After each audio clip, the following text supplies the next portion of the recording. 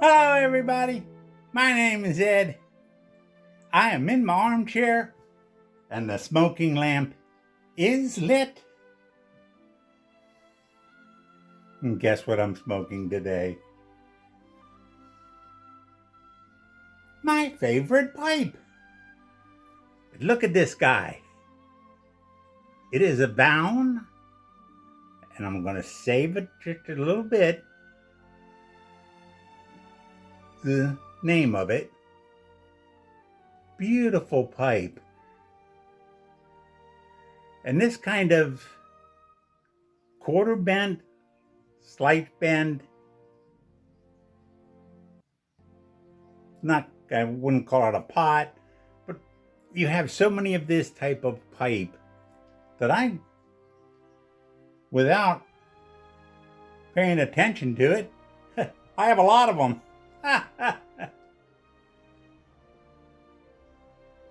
But this gives you an idea of what kind of an idiot I can be. I need therapy.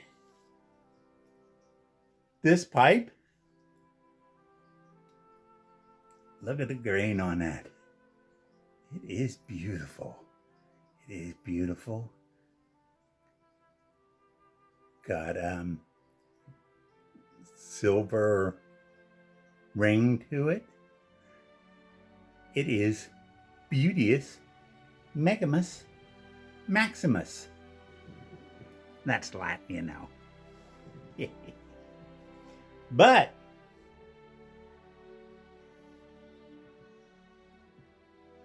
I have a friend from Germany. Pipe chap Matthias.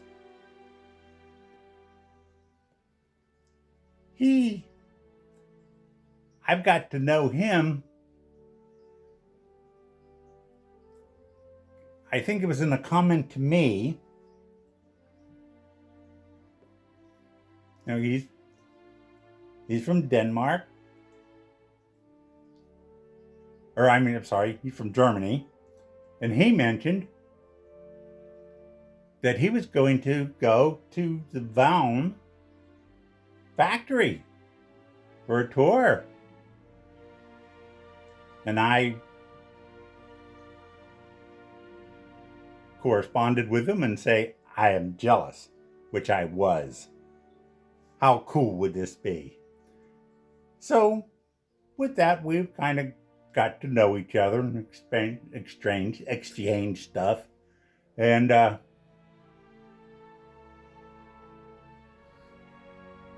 one day he showed in his video, he does a video pretty much every week also, this Vauen pipe, this one, and here's the name of it. It's called the Maximus. The beauteous Maximus. So because of that, P.A.D. struck.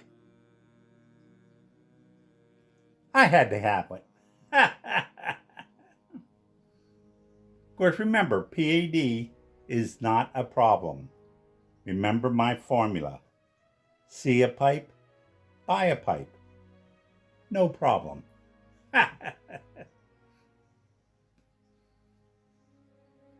So that's why I got this pipe, and I really like it. It's thick, it's beefy, as I say. Again, since I don't clench, the weight of it doesn't matter. Just feels great in the hand. I like it. And to show you kind of how I select the pipes that I'm going to smoke, I have a bunch of them right by my chair, my armchair, because I'm lazy and I just want them close. But sometimes I will just scan them all and decide on what, pick a pipe. And so I decided I picked this pipe to smoke for right now. And so because of that, I thought I'd throw you a little story about the Maximus pipe. I do need therapy. Recently, I've gotten some more tobacco. So I bought some jars, to put it in rather than just the baggies that they put it in. And a few, cans of tobacco I was going to take out and put them in the jars. And the captain thought it would be a good idea to show everybody how to jar up your tobacco.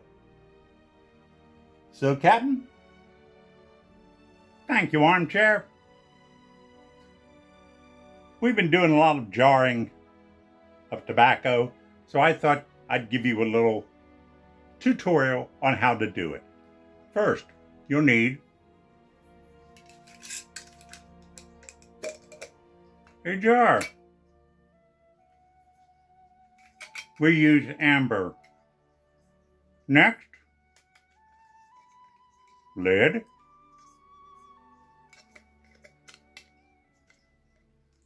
And kind of a funnel. And of course, we'll need some tobacco. Armchair, can we borrow some tobacco for this demonstration?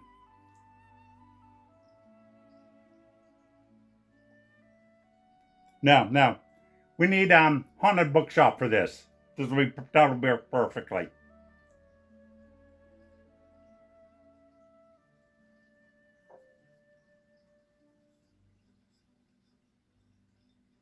Perfect. So what you do? You take your jar, use your funnel, pour some tobacco in it, and close it up. It's that simple. Thank you very much. That's it? Okay. You gonna give me my tobacco? What? My tobacco. You gonna give me my back my tobacco? What? What are you going to? I fell for it again. July 7th. Now, the day is the 9th, but July 7th, 1969 is when I joined the military. Went to boot camp, I guess. I was actually in the military about 3-4 months before that, but went to boot camp. Wow, since 69. It's been a while. And a couple stories with this. One, this is the mental part of it all. I signed up for 4 years active duty. And I can remember when I just got in, I was thinking, boy, 4 years, that's going to be tough. Now, I don't know if I've told this, but basically,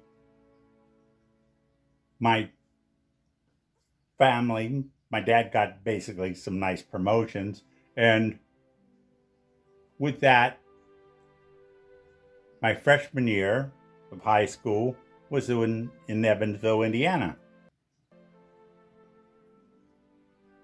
My sophomore and junior year were in Pennsylvania because my dad worked, they wanted him in the corporate offices right across the river in Trenton, New Jersey.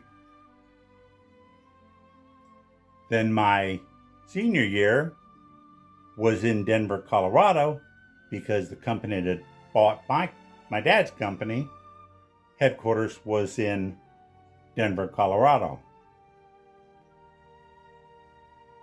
While in Pennsylvania, we had two different high schools. So I've often said that I went to 4 different high schools in 3 different states. And that's pretty much what it was,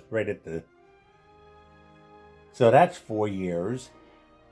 And so I kept thinking back of that 4 years, and I was like, think all the stuff I did, all the places that I lived, and people I knew, and things I did in 4 years. And now I'm in boot camp with 4 years ahead of me. And that's kind of the way I was thinking. Guess what? I made it through. So, quick little boot camp story. About the 6th week of boot camp, every company had to do this, and so my company had various jobs. It was kind of like a service week. And what I was assigned to with 2 other guys was the cooling room and the mess hall. We were in this gigantic room, cold weather. It wasn't a freezer, but it was quite cold. So we got to wear our jackets, inside, and we took care of the reefer. With that, we had a bunch of boxes that had a bladder in them, and I think there were 10-gallon each of milk, juices that would all go into this big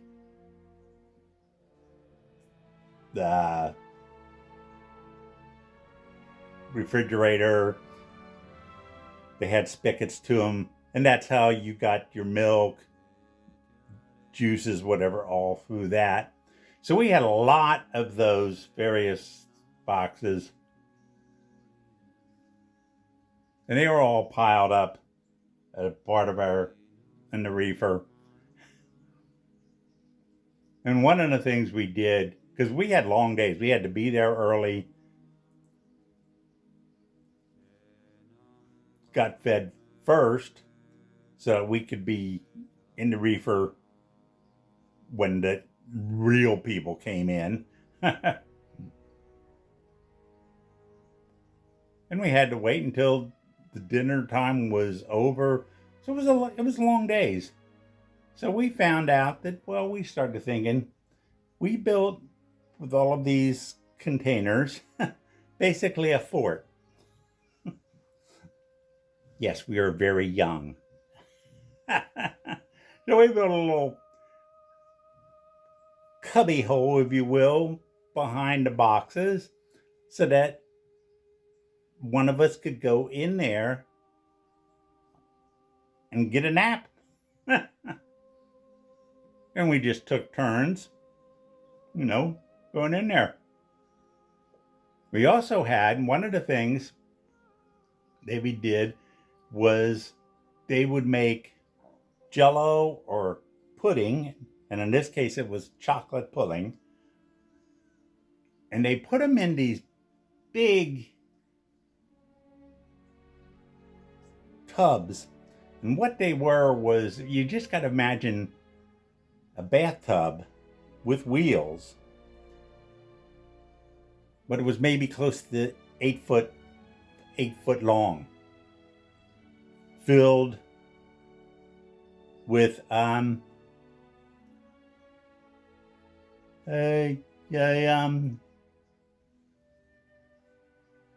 pudding.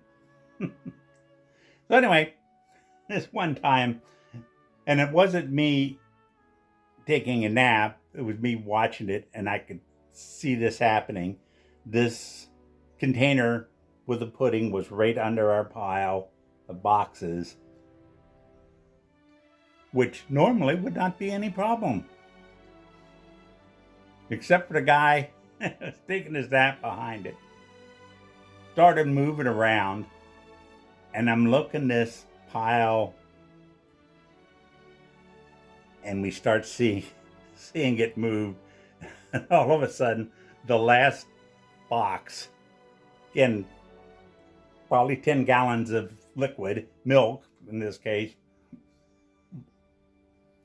fell off the top of this pile right into our pudding. Big splash. Pudding was all over the place. So yes, pudding all over the place, because when that box hit that pudding, it just splattered quite high, because it was a heavy box. It was funny, but at the same time, we ended up having a lot of work to do to clean that. That's all right. Just a little boot camp story. Well, I do hope you like this. And remember, if you don't like this, you're not going to get to heaven. So may your smoking lamp always be lit. Take care out there. Hey, Armchair, you'll need to order some more at Haunted Bookshop if you want some. What?